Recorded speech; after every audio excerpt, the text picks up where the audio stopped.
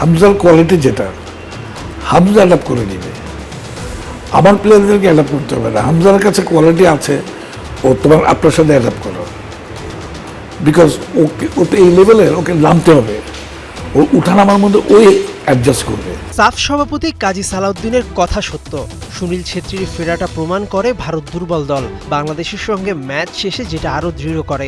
অনেক ফুটবল বিশ্লেষক মনে করেন 40 বছরের ছেত্রীর জায়গায় ইয়াং কাউকে দলে সুযোগ দিলে এগিয়ে যেত ভারত।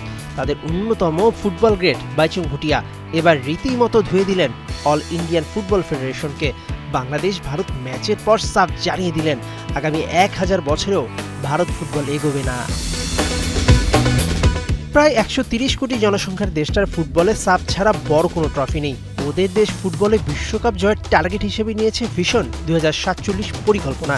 ইন্ডিয়ান এক্সপ্রেসকে দেওয়া সাক্ষাৎকারে বাইচুং বলেন, ভিশন 2047 খাতায় কলমে আছে। এমন চলতে থাকলে 2047 নয় 3047 সাল পর্যন্ত অপেক্ষা করতে হবে আমাদের। সর্বভারতীয় ফুটবল সংস্থার শুধু কথা বললে হবে না, কাজেও করে দেখাতে হবে। ভারতে আই লিগ ভীষণ জনপ্রিয়, বেশ জাঁকজমকপূর্ণও বটে। তবে বাইচুংয়ের ধারণা ধীরে ধীরে ভারত ন্যাশনাল টিম পাইপলাইন হারাবে। বাইচুংয়ের বিস্ফোরক তথ্য ফুটবল কর্তারা কাজে ফাঁকি দেন। প্ল্যান যা করেন সেটা গায়ে জল না লাগিয়ে সমুদ্র পাড়ি দেওয়ার মতোই। এই সুযোগে হামজার পিঠে চড়ে বাংলাদেশের আছে 23 বছর পর সাফ জয়ের সুযোগ। অনূর্ধ্ব 13, অনূর্ধ্ব 15 ফুটবলারদের নিয়ে কাজ হয়, কিন্তু সেটা 15 থেকে 20 দিনের জন্য মাত্র। মুখে বলা হয় আমার রাজ্য থেকে 2500 জন ফুটবলারকে নিয়ে কাজ হয়েছে, কিন্তু সারা বছর এই বাচ্চাগুলো কি করে, কোথায় যায় তারা? বাকি 11 মাস কিছুই করে না।